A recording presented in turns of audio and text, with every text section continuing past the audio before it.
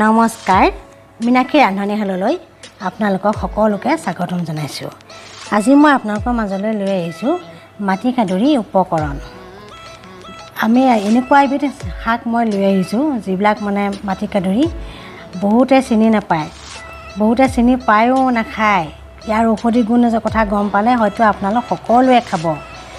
এই মাটিকাদুৰী শাক একবৰ্ষীয় শাক, চেচুকত হয়, বেছিকৈ পানী লাগে ইয়াত। পানী পকে ৰ'দ পালে এই শাকটো মৰিয়ে থাকে। মাটিকাদুৰী শাক ৰুচিকৰ আৰু খুব পুষ্টিকৰ। ইয়াৰ কোমল আৰু পুৰঠ পাত বহুত পৰিপুষ্টি। মাটিকাদুৰী শাক ছালৰ কাৰণে খুব ভাল। ছালত হোৱা খজুৱতি কাউৰীৰ কাৰণে যে ই খুব ভাল, খজুৱতি কাউৰী বৰ ভাল কৰে। বিশেষকৈ কি গম পায়নে, কিছুমানৰ গাত ৰ'দ ওলালে বা ৰ'দ পৰিলেই খুব খজুৱাই, চিটচিটাই। বিশেষকৈ ঠাণ্ডাকালি গাত ৰ'দ পৰিলেই এই গাটো বৰ চিটচিটনি, ভমভমনি, পিৰপিৰণি উঠে। তেতিয়া মানে ছাঁত গ'লেহে মানুহজনে ভাল পায়। তেতিয়া এই মাটিকাদুৰী শাকটো যদি নিয়মিত খায়, এই বেমাৰটো বহুত ভাল পাই যায়। এই এলাৰ্জিকটো বহুত ভাল পায়। বিশেষকৈ মাটিকাদুৰী শাক কুষ্ঠৰোগ ভাল কৰে। মাটিকাদুৰী শাক পাতত দি খাব লাগিব, নিয়মিত খাব লাগিব, বহুত ভাল পাই যাব। কুকুৰী কণা লোকসকলেও মাটিকাদুৰী শাক খাব লাগে। তেখেতৰ কাৰণে মাটিকাদুৰী শাক বৰ ভাল, বৰ উপকাৰী খাদ্য, নিয়মিত খাব লাগিব। পেট চলিলে মাটিকাদুৰী শাকো পাতত দি খাব লাগে। নহৰু দুফুটামান দি বৰ ভাল পায়। পেটৰ জ্বলা পোৰা কৰে যে পুৰণি দেউনী, সেইবিলাকো ভাল কৰে মাটিকাদুৰী শাকে, খুব ভাল। মাটিকাদুৰী শাক বৰ ঠাণ্ডা, শীতল, সেইকাৰণে শীতল কৰি ৰাখে গা। খাদ্য হজম হোৱাটো ই সহায় কৰে। মহিলাসকলৰ মাহেকীয়া অনিয়মীয়া হ'লে মাটিকাদুৰী শাক নিয়মীয়াকৈ খাব, তেতিয়া মাহেকীয়া হোৱাও নিয়মীয়া হৈ যাব। কিছুমান খুব সোনকালে হয়, কিছুমান আকৌ বহুত দেৰিকৈ হয়। এই অনিয়মীয়া হোৱাবোৰ বৰ বেয়া। মাটিকাদুৰী শাক খাই থাকিলে বৰ ভাল। এই শাকে মানুহৰ স্বপ্ন দুখো ভাল কৰে। নিয়মীয়াকৈ খাব লাগিব। মাটিকাদুৰী শাকে জ্বৰো ভাল কৰে। জ্বৰ হৈ থাকিলে মাটিকাদুৰী শাকৰ আঞ্জা বনাই ভাত খাবলৈ দিব, ভাল পাব। জ্বৰ হোৱাসকলৰ কাৰণে মাটিকাদুৰী সুপথ্য। নিয়মিত মাটিকাদুৰী খালে বহুত বেমাৰৰ পৰা ভাল পায়। গতিকে মাটিকাদুৰী শাক খাব। আজি মই মাটিকাদুৰী শাকৰ এটা উপকৰণ লৈ আহিছোঁ, মাছৰ লগত বনাইছোঁ। আপোনালোকে যেনেকৈ খাই মাটিকাদুৰী শাক চবৰে লগতে বনাই খাব পাৰি, পাতত দিও খাব পাৰি। মই মাছৰ লগতে বনাইছোঁ আজি। এতিয়া মই বনাইছোঁ মাছেৰে, বৰ ধুনীয়াকৈ বনাইছোঁ, খাবলৈ বঢ়িয়া লাগে। আপোনালোকেও চাওক আজি ভিডিঅ'টো ধুনীয়াকৈ। আপোনালোকেও যদি আগতে এনেকৈ নাই বনাই খাব, আজি চাই লওক। এয়া মই মাটিকাদুৰী শাক অলপমান লৈছোঁ, বেছি লোৱা নাই, এইখিনিয়ে, এয়াই যথেষ্ট। 2-3টা মানুহৰ কাৰণে এয়াই যথেষ্ট, 4জনীয়ে খাব পাৰিব। এইখিনি মই প্ৰথমতে চচ এটাত ধুনীয়াকৈ ধুই পখালি লৈছোঁ। চচ এটাত বইল কৰি ল'ম।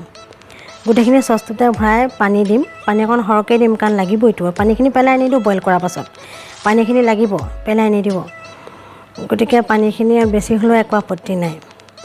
পানী দি মই এইখিনিতে বইল কৰি পেলাম। এয়া বইল হৈ গ'ল। এতিয়া এইখিনি অকণমান ঠাণ্ডা হ'বলৈ দিম বন্ধ কৰি। ঠাণ্ডা হ'বলৈ দিয়াৰ পাছত মই গোটেইখিনি মিক্সিত খুন্দি পেলাম।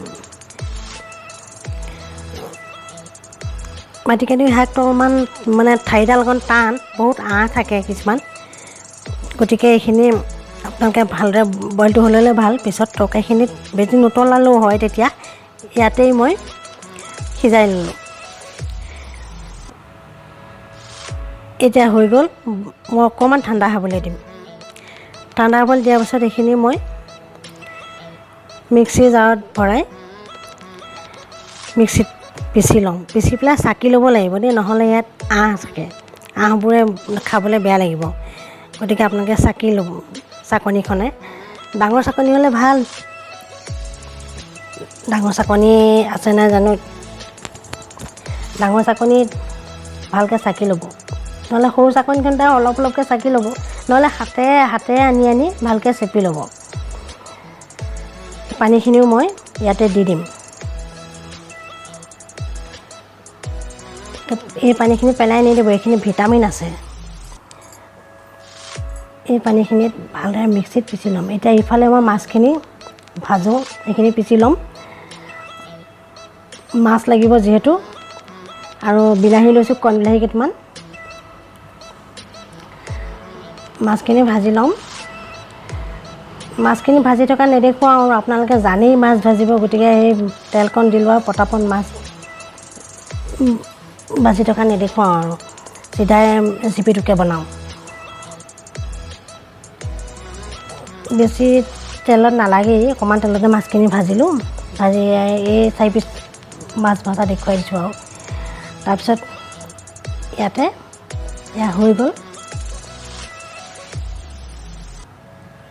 গ'ল। ইয়াতে মেথিগুটি, আজৱাইন,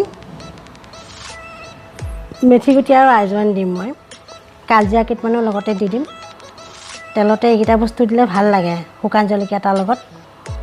মেথিগুটি, আজৱাইন, কালজিৰা, শুকান জলকীয়া এটাও দি দিব,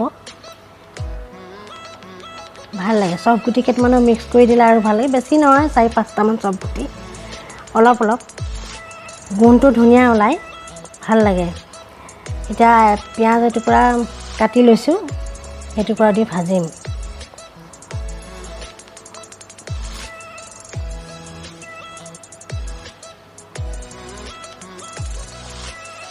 শুকান জলকীয়াটো দুটুকুৰা কৰি দিলোঁ। পিঁয়াজ এটুকুৰা এফাল আৰু বৰ ডাঙৰ পিঁয়াজটো তাৰমানে, সেইকাৰণে মই গোটেইটো নাই দিয়া। বাকীখিনি এয়া ৰঙচুৱা হোৱাকৈ ভাজিছোঁ।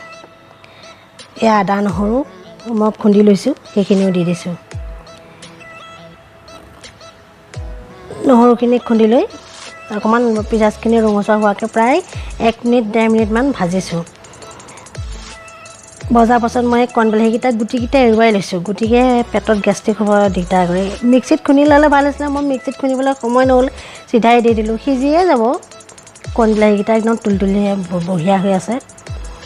পকা কণবিলাহী হ'লে ভাল, কেঁচা হ'লে কেঁচাটো কাটি কুটি দিব লাগিব, গুটি এৰুৱাবলৈও দিগদাৰ নহয়। পকা কণবিলাহী ইয়াতে দি দিছোঁ। ইয়াতে অকণমান ধনিয়া গুড়ি, জিৰা গুড়ি আৰু ধনিয়া গুড়ি দি দিম। আপোনালোকে কি মছলা খাই দি ল'ব ইয়াতে।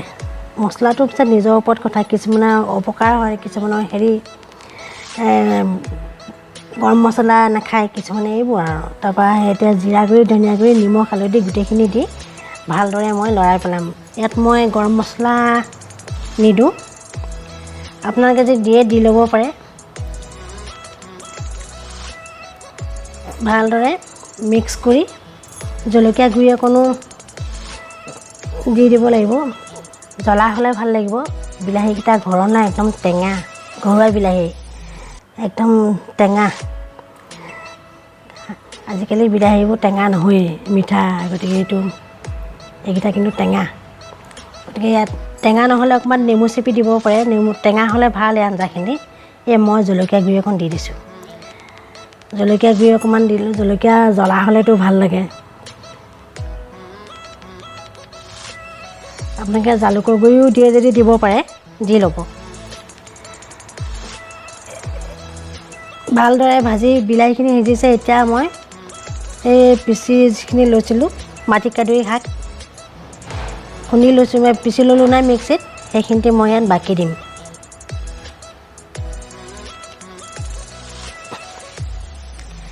সেইখিনি বাকি ধুনীয়াকৈ